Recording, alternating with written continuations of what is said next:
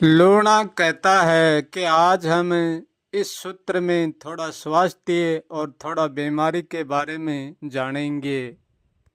तो बीमारी के बारे में लोग कहते हैं कि जब योग करेंगे तो सारी बीमारी मिट जाएगी, और दूसरी तरफ कहते हैं कि हम दुआ का सेवन करेंगे तो सारी बीमारियां मिट जाएगी।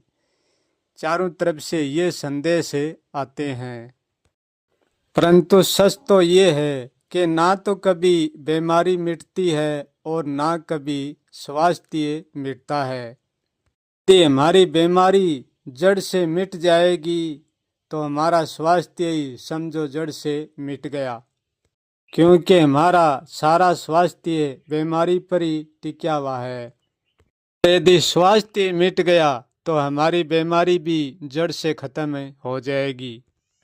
इसलिए स्वास्थ्य और बीमारी कभी मिटने वाले नहीं होते हैं।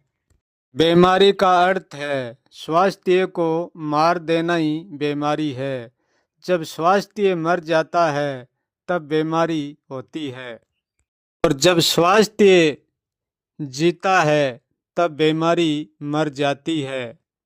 तो दोनों एक परस्पर इर्द गिर्द हमेशा रहते हैं। जानना ये है कि बीमारी मिटती कैसे है और बीमारी बढ़ती कैसे है, क्योंकि स्वास्थ्य और बीमारी का तो एक सागर है और सागर कभी मिटता नहीं। ये बीमारी टुकड़ों में तो मिटती है और टुकड़ों में बीमारी बनती है। ऐसे ही हमारा स्वास्थ्य टुकड़ों में बनता है और टुकड़ों में मिटता है। सागर से ना तो बीमारी मिटती है और ना स्वास्थ्य मिटता है। छोटे टुकड़ों में बीमारी बनती है और बड़े टुकड़ों में बनती है और पर भर के टुकड़ों में बनती है। अब बीमारी बनने का और मिटने का आधार क्या है? बीमारी बनने का और मिटने का आधार है हमारा विचार, हमारा कर्म, हमारा खान पान, हमारा रहन सहन, हमारा बोलना चालना, हमारा उठना बैठना, हमारा सोचना समझना। ये सब बीमारी का टुकड़े में, ये सारा कर्म बीमारी के टुकड़े ही हैं और स्वास्थ्य के टुकड़े हैं। यदि हम घटिया खान पान करेंगे और बेटेम का खान पान करेंगे तो हमारी बीमारी का सीधा असर हमारे शरीर पर पड़ता है। जब शरीर पर असर पड़ता है तो हमारा मन भी विचलित हो जाता है। शरीर का होता है दर्द और मन का होता है पीड़ा। यदि हमारी उठने बैठने बोलने सोचने समझने की शैली अच्छी होगी तो हमारे मन पर कम से कम पीड़ा होगी।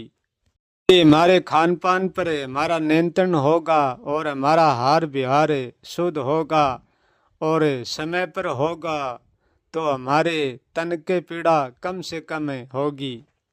यदि हमारे सोने उठने का ही सही समय नहीं है तो हमारा तन और हमारा मन दोनों रोगग्रस्त हो सकते हैं। बीमारी से तो हर कोई जीत सकता है, हर कोई लिपट सकता है, परंतु स्वास्थ्य से लिपटने की सबके बस की बात नहीं है।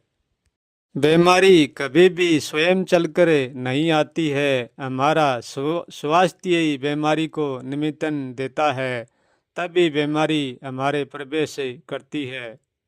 हम स्वास्थ्य का जितना ज़्यादा ध्यान रखेंगे इतना ही ज़्यादा हमारा स्वास्थ्य हमसे दूर होता जाएगा, और बीमारी का तो कोई ध्यान रखता ही नहीं है। परंतु यहाँ तो हमारे स्वास्थ्य का ध्यान हम नहीं रखते हैं, हमारे स्वास्थ्य का ध्यान किसी और पर छोड़ देते हैं। हम बिल्कुल दूसरों पर निर्भर हो जाते हैं कि दूसरा हमें ठीक कर देगा। हम चिकित्सा पर निर्भर हो जाते हैं, हम दवाई पर निर्भर हो जाते हैं।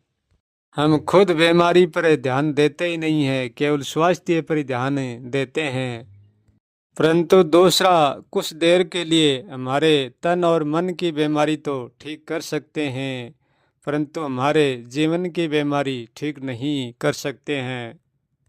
ये जो जीवन की बीमारी लगी हुई है, ये बीमारी हमें खुद को ही ठीक करनी पड़ती है। जिसने जीवन की बीमारी मिटानी है, ठीक करनी है, तो ये जीवन की दवाई लेना बंद करनी होगी। और वह जीवन की दवाई क्या है? वह जीवन की दवाई जीवन का सार है।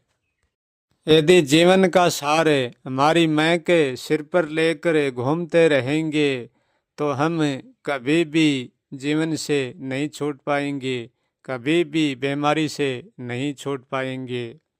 जिसने जीवन का सार ऐसार में बदल दिया है, जीवन को सार से नहीं जीता है, ऐसार से ही जीता है। के सार में मेरे का भाव है और इस भाव में उलझ जाते हैं। जो ऐसार में जीना जानते हैं उसकी जीवन बीमारी तो मिट जाती है। ये स्वस्थ मुक्ति का स्वास्थ्य भी मिट जाता है। बीमारी और स्वास्थ्य को मिटाने पर ही व्यक्ति यूं का यूं ही बना रहता है, मिटता नहीं है। जब व्यक्ति बीमारी और स्वास्थ्य को मिटाकर खुद को मिटा देता है, जिस दिन उनका सब कुछ मिट जाता है, फिर शेष कुछ नहीं बचता है।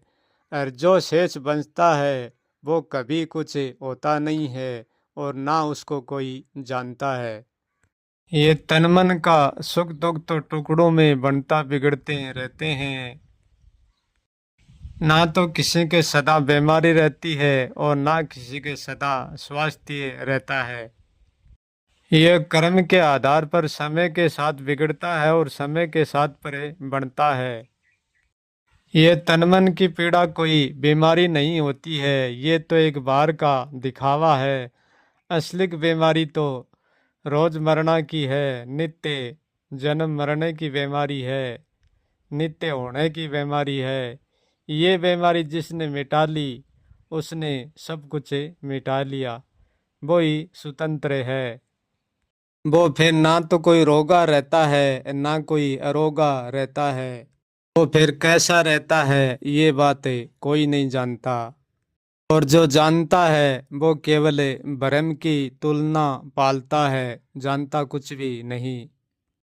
लूणा कहता है कि कह तो कोई मिटने के मार्ग पर निकलो ही मत, और जे निकलो तो पूरा मिटो।